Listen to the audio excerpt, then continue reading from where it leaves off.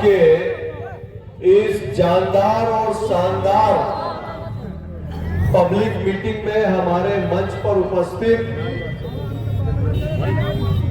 Bharatiya Janata party और NDA के प्रत्याशी भाई अशोक जी, जो आज प्रत्याशी हैं, 10 दिन में विधायक होने वाले हैं कि नहीं? होने वाले हैं ना? साथ में बिहार की आन बान और शान, जिनके आवाज से पूरा देश बिहार को जानता और पहचानता है, ऐसे हमारे सांसद और भाई मनोज तिवारी जी का एक बार ताली से स्वागत करिए।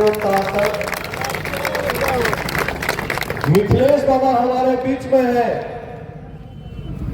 जिनके चुनाव में थोड़ी बहुत कमी रह गई बक्सर में, लेकिन आगे हम उसको पूरा करने का वादा करते हैं कि नहीं करते हैं? करते हैं कि नहीं करते? साथ में हमारे विधायकगण रामसूरत बाबू, मुरारी जी, हमारे अध्यक्ष जी, सारे अपने वरिष्ठ नेतागण, क्षमा करिएगा किसी का नाम छूटेगा। मैं पूरे मंच पर हमारे जितने एनडीए के नेतागण उपस्थित हैं और इस पूरे बाजार में और हाईवे पे खड़े दुर्गावती की जनता को ऋतुराज सिन्हा सादर प्रणाम करता है, नमस्कार करता है।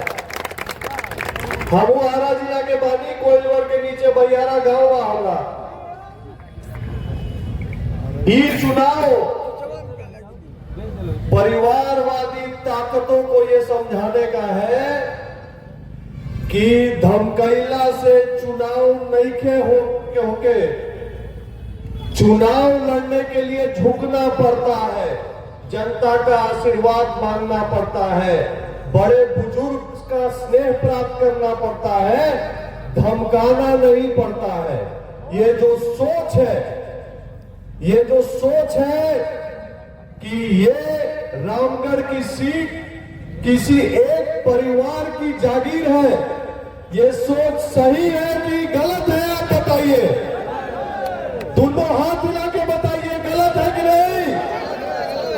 जो परिवार, मैं भी इस क्षेत्र का हूं, जगता बाबू एक बड़ा नाम है, बुजुर्ग है, उनका सम्मान हम लोग भी करते हैं, भारतीय जनता पार्टी का संस्कार है, पर ये वो जगता बाबू नहीं है, समाजवादी नेता जिन्होंने 2009 में अपने बेटे का टिकट काटने का काम किया था। आज वो परिवार है जहां एक बेटा को बनाया सांसद, दूसरे को एमएलसी बनाने के लिए लगे, अभी तीसरा को एमएलए बनाने के लिए दौड़ा है।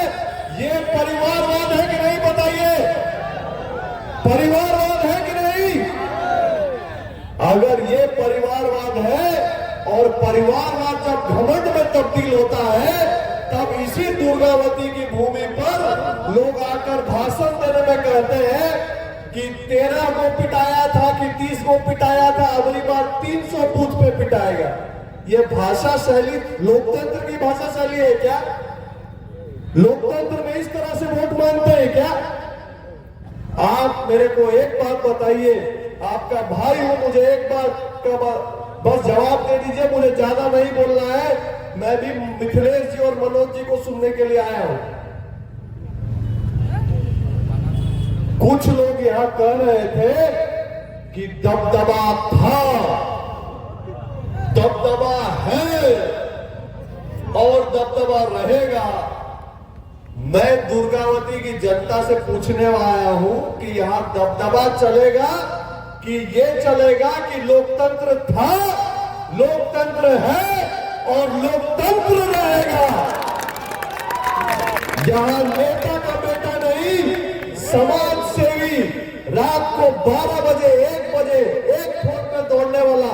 अभी चुनाव चल रहा है, चुनाव के लिए दिन रात अशोक बाबू खट रहे हैं, लेकिन परसों दिन रात को यहाँ पे दूसरे बगल के प्रखंड में एक्सीडेंट हुआ, रात को 1:30 बजे सब काम छोड़ के ही गए।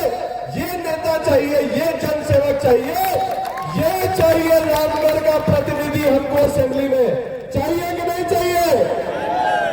और लोग कहते हैं कि यूपी का बॉर्डर बगले में है, 8-10 किलोमीटर में, तो यूपी से हवा बह रहा है।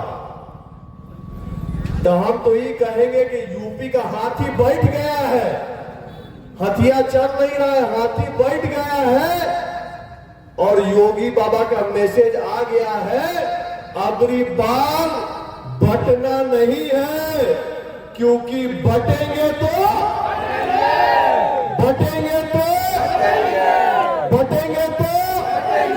तो इस बार एकजुट होके बटना नहीं है, जुटना है। अशोक भाई के लिए जुटना है, एक एक वोट निकलकर मारना है अशोक भाई के लिए, और प्रचंड जीत से कमल फूल खिलाना है, अशोक भाई को विधानसभा तक पहुंचाना है। क्या आप मेरे साथ हैं? साथ है तो दोनों मुट्ठी बांधिए, एक बार पूरा संकल्प शक्ति से दोनों मुट्ठी बांधिए। युवा भाई पीछे खड़ा है, ना बांधा है, बांधिए तो बांधिए, बांधिए, कहिए भारतीय जनता पार्टी जिंदाबाद,